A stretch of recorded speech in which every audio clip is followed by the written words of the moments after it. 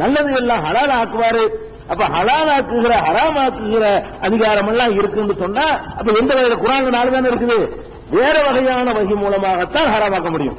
குர்ஆன்ல இருக்கிற 4 தான் சொல்லும் பொழுது அப்ப மற்ற எவ்வளவு ஹராம்கள் இருக்கிறத அதுகள் எல்லாம் இவருடைய இன்னொரு வகையின் மூலமாக ஹராமாக்கப்பட்டது.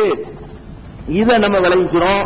இதுவும் இன்னொரு வகையான வகி இருக்கிறது என்பதற்கும் அது தேவை என்பதற்கும் சான்றாக இருக்கிறது. அதே மாதிரி நபிகள் நாயகம் ஸல்லல்லாஹு அலைஹி வஸல்லம் அவர்களுடைய இன்னொரு வகி தேவை அவர்களுடைய விளக்கம் இல்லாமல் நபிகள் நாயகத்துக்கு மட்டுமில்ல எந்த நபியா இருந்தாலும் சரி அவர் கொண்டு வந்த வேதத்திற்கு அவர்தான் விளக்கம் தந்து ஆக வேண்டும். இறை தூதர்கள் விளக்கம் இல்லாமல் மட்டும் வெறும் வேதத்தை மட்டும் வைத்து முழுமையாக அறிந்து கொள்ள இயலாது என்பதற்கு இன்னொரு சான்று சொல்வதாக இருந்தால் இது ரொம்ப வலுவான உறுதியான யாராலும் மறுக்க முடியாத ஒரு 2 கருத்துக்கு இடமில்லாத ஒரு சான்று. 9வது அத்தியாயத்துல 36வது வசனம். இதுல அல்லாஹ் என்ன சொல்றான்னு கேட்டா, இன்ன இத்தத ஷுஹூரி இன்தல்லாஹி 12 ஷஹ்ரன் ஃபீ கிதாபில்லாஹ் யௌம கலக ஸமாவாதி வல் அர்த், வானங்களையும் பூமியையும் படைத்த நாளிலிருந்து அல்லாஹ் சொல்றான், வானங்களையும் பூமியையும் படைத்த நாளிலிருந்து அல்லாஹ்வுடைய பதிவேட்டில் மாதங்களின் எண்ணிக்கை 12 ஆகும். மாசங்கள் எத்தனைன்னு கேட்டா வானத்தை படைச்ச பூமியை படைச்ச காலத்திலேயே தீர்மானிச்சு விட்டேன், நான் டிக்ளேர் பண்ணிட்டேன் 12 மாதங்கள் தான்.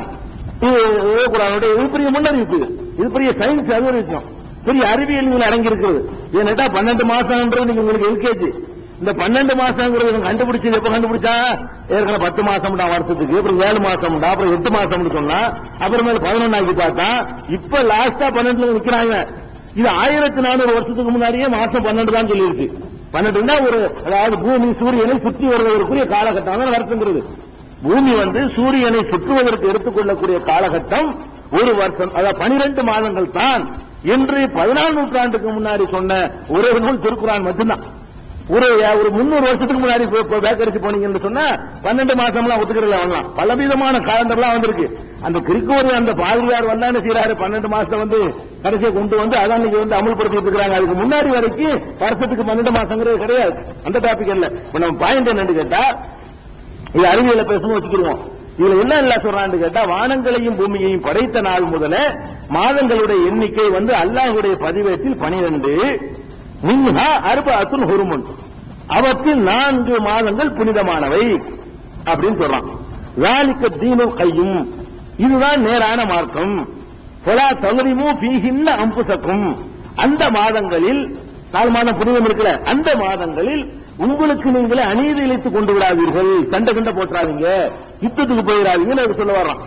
அப்ப இதுல என்ன பாயிண்ட் என்று கேட்டா, 12 மாசம் இருக்குதுங்கிறது பிரச்சனை இல்லை, அது நமக்கு தெரிஞ்ச விஷயம். 4 மாதங்கள் புனித மாதங்கள் அல்லாஹ் சொல்றான். 4 புனித மாதம். அந்த புனித மாதம் என்ன செய்யணும், அந்த மாதங்களில் நம்ம யுத்தங்கள்லாம் செய்யக்கூடாது. இஸ்லாமிய ஆட்சி இருந்தா மட்டும், ஒரு கவர்மெண்ட் இருந்தா கூட அந்த 4 மாதம் விடுமையானால் யுத்தத்தில் ஈடுபடக்கூடாது. வந்தால் மட்டும்தான் அந்த அரசாங்கம் எதிர்த்து தற்காப்பு யுத்தம் செய்யணும், வலிய போய் யுத்தம் செய்யக்கூடாது. இஸ்லாமிய அரசு இருக்குமையானால் அதை கடைபிடிக்க வேண்டிய ஒரு விஷயம். அப்ப இந்த 4 மாதங்கள்ல எந்த யுத்த நடவடிக்கைகளும் இறங்கக்கூடாது என்று அல்லாஹ் சொல்றான். 4 மாதம் எது? 4 மாதம் புனிதம் இல்லைங்க, புனிதம் தான் 4 மாதம் தான் குர்ஆன்ல இருக்கே தவிர அந்த 4 மாசம் எது என்று குர்ஆன்ல கிடையாது. நீங்க தேடி தேடி பார்த்தாலும் கிடையாது. அப்ப புனித மாதம் 4ன்னு குர்ஆன் சொல்லுது, 4 எதுன்னு இல்லைன்னு சொன்னா அப்ப எதுங்கிறது நீ குர்ஆனை கொண்டே விளக்குப்பா. அது மட்டும்தான் நீ சொல்ற.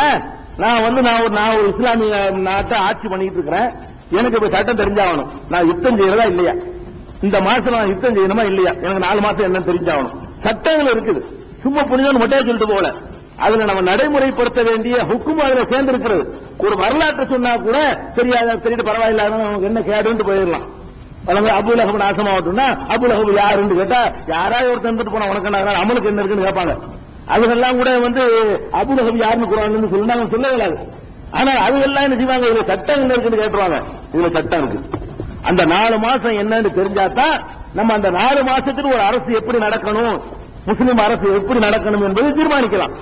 4 மாசம் எது எதுன்னு காட்டவே முடியாது, யாராலையும் காட்ட முடியாது. குர்ஆன்ல இருந்து பாத்தீங்கன்னா 4 மாசம் மட்டும்தான் இருக்கே தவிர எந்த 4 மாசம் குர்ஆனில் இல்லை. அப்ப குர்ஆன்ல இல்லைங்கல ஒரு முடிவுக்கு வரணும். ஒண்ணே ஒண்ணு, இந்த வசனத்தை குர்ஆன்ல காட்ட இல்லைன்னா அவங்களுடைய தீர்ப்பு என்ன? இப்ப குர்ஆன் அது குர்ஆன்ல இருந்து விளங்கணும்லங்க, எல்லாம் விளங்கும்லங்க. குர்ஆன்ல எல்லாமே அல்லாஹ் உங்களுக்கு சொல்லிட்டா ஹதீஸ் நபிகள் நாயகத்தின் விளக்கம் தேவையில்லை அப்படின்னு கருத்து உடையவர்களா இருந்தால் அந்த 4 மாதம் எவனுக்கு தெரியவில்லை விட்டுறதா? ஒன்னும் தெரியல என்றா கூட இதை விளங்க இன்னொன்னு தேவை இருக்குன்னு ஒத்துக்கிறாங்கல்ல. இதுக்கு பதில் சொல்ல முடியல என்று சொன்னா அவங்க அடிப்படை கொள்கை விழுந்துருது.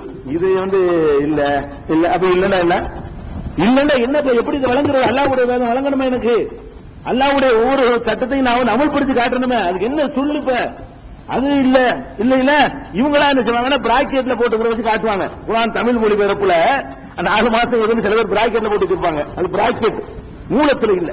என்ன இல்ல? மூலத்துல மின்ஹா அர்பஅத்துன் ஹுருமுன் 4 புனித மாதங்கள், அவ்வளவு மட்டும்தான் அது வாசம். அப்ப இந்த 4 மாசம் என்னங்கிறது குர்ஆனில் சொல்லப்படல. அப்ப குர்ஆன்ல சொல்லப்படலைன்னா எப்படி அதை நம்ம எடுத்துக்கொள்வது? நபிகள் நாயகம் ஸல்லல்லாஹு அலைஹி வஸல்லம் நடைமுறைப்படுத்தினது அவங்கள வச்சுதான் நம்ம எடுத்துக்கொள்ளணும். 4 மாசம் நினைக்கக்கூடாது, யுத்தம் செய்யக்கூடாது. முஹர்ரம் மாசத்துல, துல்காதா மாசத்துல, துல்ஹஜ் மாசத்துல, ரஜபு மாசத்துல 3 மாசம் கண்டினியூவா வரும். ஹதீஸ்ல வர 4 மாசம் எதுன்னு கேட்டா துல்காதா, அதாவது ஹஜ்ஜிக்கு முதல் மாசம், ஹஜ்ஜி மாசம், ஹஜ்ஜிக்கு அடுத்த மாசம், அது முதல் மாசம். இஸ்லாமிய வரலாற்றுப்படி முஹர்ரம் முதல் மாசம், துல்காதா, துல்ஹஜ், முஹர்ரம், இது 3 கண்டினியூவா வரும். இந்த 3 மாசம் செய்யக்கூடாது. அப்ப ரஜப் ஒண்ணு தனியா வரும். இது ஹதீஸ்கள்ல கிடைக்கக்கூடிய 4 மாதங்கள். ரஜபுல யுத்தம் செய்ய மாட்டாங்க, வரிசையா 4 வராது. இந்த 3 தான் வரிசையா வரும், அது இடையில வரும். முஹர்ரம், முஹர்ரத்துக்கு அப்புறம் சாப்பிடுறது ரபியுல் அவல், ரபியுல் ஆஹிர், ஜமாதுல் அவல், ஜமாதுல் ஆஹிர், ரஜபு. ரஜபுங்கிற ரமலானுக்கு முந்தின மாசம். ரஜபுங்கிறது இப்ப ரமலான் இருக்கு, ரமலானுக்கு முந்தைய சாபானு, சாபானுக்கு முன்னாடி ரஜபு. அப்ப அங்க வருது. அப்ப என்ன சொல்றோம் கேட்டா, நபிகள் நாயகம் ஸல்லல்லாஹு அலைஹி வஸல்லம் அவர்களுக்கு வழங்கப்பட்ட இந்த குர்ஆனில் 4 மாதங்கள் புனிதமானவை என்று சொல்லப்படுகிறது. அது என்ன என்று தெரிந்து கொள்வதற்கு நபிகள் நாயகத்தினுடைய விளக்கம் இல்லாமல் நமக்கு முடியவில்லை. இப்படித்தான் பல விஷயங்கள். இது ஒரு சாம்பிளுக்கு எடுத்துக்கிற நம்பரை சொல்றதுனால மாட்டிக்கிறாங்க. இதே மாதிரிதான் தொழுகை நிலைநாட்டுங்கள் இருக்கும். எப்படி நிலைநாட்டுறது? யார் சொன்னார் அவர் செஞ்சு காட்டியிருப்பார். நோம்பு வையுங்கள் எப்படி வைக்கிறது? அவர் கொண்டு சொன்னார் நோம்புக்கு சொல்லி அவர் விளக்கி காட்டியிருப்பார். அதன்படி நோம்பு வை. ஜகாத்து கொடுங்கள், அவ்வளவுதான் குர்ஆன்ல இருக்கு. ஆட்டுக்கு எவ்வளவு, மாட்டுக்கு எவ்வளவு, தங்கத்துக்கு எவ்வளவு, ரொக்கத்துக்கு எவ்வளவு, அதுக்கு எவ்வளவு, இதுக்கு எவ்வளவு, விவசாயத்துக்கு எவ்வளவு, எல்லாம் எங்க இருக்காது? குர்ஆன்ல இருக்காது. இல்ல என்ன வேணா அறுவடை நாளில் கொடுத்து விடுங்கள் இருக்கும். அவ்வளவுதான் இருக்கு. விவசாயத்துக்கு சொல்றாண்டா எவ்வளவு கொடுக்கிறது? 20 ஒண்ணா, 10 ஒண்ணா, எத்தனை பெர்சென்ட்? 10%, 5%? அது எங்க இருக்கிறது? அப்ப இதெல்லாம் அங்க குர்ஆன்ல சொல்லப்படல. குர்ஆன்ல என்ன இருக்குன்னா சட்டங்கள், பொதுவான ரூல்ஸ் சொல்லப்படுமே தவிர அதையெல்லாம் விளக்குறாங்க. 100 குர்ஆன் ஆயிரும். தொழுகையை தொழுங்கல்னு சொல்லி சாட்டானா குர்ஆன் சாட்டா போயிடுது. அந்த தொழுகையில சட்டத்திட்டங்கள்லாம் விளக்க போனோம்னா தொழுகையில புத்தகமே ஒரு பெருசா இருக்கு பாருங்களேன், அவ்வளவு ஏறிக்கணும் அந்த அளவுல. ஜக்காத்துக்குன்னு இவ்வளவு பெரிய புத்தகம் அதுவும் ஏறிக்கணும். ஒரு 200 குர்ஆன் ஆயிரும். குர்ஆன் பயந்து ஓடிக்கும் ஆளாது. அதுக்காக அல்லாஹ் என்ன பண்றாங்க, சாட்டா சொல்லிட்டு செயல்முறை விளக்கத்துக்கு ஆள் அனுப்பி விட்டுறோம். எல்லாம் சாட்சாட்டம் தான் இருக்கு குர்ஆன்ல. அதனுடைய விளக்கத்துக்கு ஆள் அனுப்பாது, நீங்க தடுமாறணும். அது விளக்குறதுக்கு ஒரு ஆள் அனுப்பி இருக்கணும், விளக்கம் பாதுகாக்கப்பட்டிருக்கு. அப்படிங்கிற அடிப்படையில் சிந்திச்சு பார்த்தோமே ஆனால் இறை தூதர்களுடைய வேலை வேதத்தை தருவது மட்டுமில்ல, இந்த மாதிரியான வசனங்களுக்கு விளக்கம் தருவதும் அவர்களுடைய வேலை தான். இந்த மாதிரி வசனம் யார் விளக்கம் தருவா? அப்படின்னா நானா விட்டடிச்சுக்கிறேன் 4 மாசத்துல, அது வழங்கணுமா இல்லையா?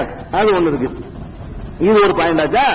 அடுத்தபடியாக எடுத்துக்கிட்டீங்கன்னு சொன்னா 17வது அத்தியாயத்துல 60வது வசனம், சூரத்துல் இஸ்ரா, பனி இஸ்ராயில்ல 60வது வசனம். இங்கே அல்லாஹ் என்ன சொல்றான்னு கேட்டா, ஒரு இறை தூதருடைய விளக்கம் வேணும், அதை காட்டுறான். எப்படி காட்டுறான்னு கேட்டா, உமக்கு நாம் சொன்னோம். என்ன சொன்னோம்? இன்ன ரப்பக்க அஹாத பின்னாஸ், மக்கள் எல்லாம் உம்மை சுற்றி வளைத்துக் கொண்டார்கள், மக்கள் எல்லாம் உம்மை சுற்றி வளைத்துக் கொண்டார்கள் என்று நாம் சொன்னதை நினைத்து பார்ப்பீராக. இது ஒன்றும் பிரச்சனை இல்லை. அடுத்து ஒமா ஜஅல்னா ருயத்தல்லதி அரைனாக்க இல்லா ஃபித்னத்தல் லின்னாஸ், உமக்கு ஒரு காட்சியை காட்டினோமே, அதை மக்களுக்கு சோதனைக்காகத்தான் காட்டினோம். என்ன காட்சியை காட்டினா என்ன சோதனை? சும்மா என்ன காட்சி அதை சொல்லி பார்ப்போம். அல்லாஹ் என்ன சொல்றான்? உமக்கு ஒரு காட்சியை காட்டினோமே, உமக்கு மட்டும் உள்ளதுண்டா கூட நமக்கு தெரியாது, பரவாயில்லைன்றான். உமக்கு ஒரு காட்சியை நாம் காட்டினோமே, அது இல்லா ஃபித்னத்தல் லின்னாஸ், மக்களை சோதித்து பார்ப்பதற்காகவே தவிர காட்டவில்லை அப்படிங்கிறான். இப்ப நபிகள் நாயகத்துக்கு எனக்கு எல்லாம் காட்டியிருக்கிறான், அதை மக்களுக்கு சோதனையாகவும் ஆக்கியிருக்கிறான் அப்படின்னு இருக்குது. மக்களுக்கு சோதனையாக்கின விஷயம் மக்களுக்கு தெரியணும் இல்லையா? நபிகள் நாயகத்துக்கு மட்டும் பர்சனலா கொடுத்த விஷயமா இருந்தா நமக்கு தெரியாம விட்டு போயிடலாம், அது அவங்களுக்குள்ள விஷயம் அவங்க விளங்கிருப்பாங்க அப்படின்னு போயிடலாம். அல்லாஹ் என்ன சொல்றான்னு கேட்டா நாசு இந்த மக்களையும் சம்பந்தம் காட்டினது உனக்கு சோதனை மக்களுக்குங்கிறான்.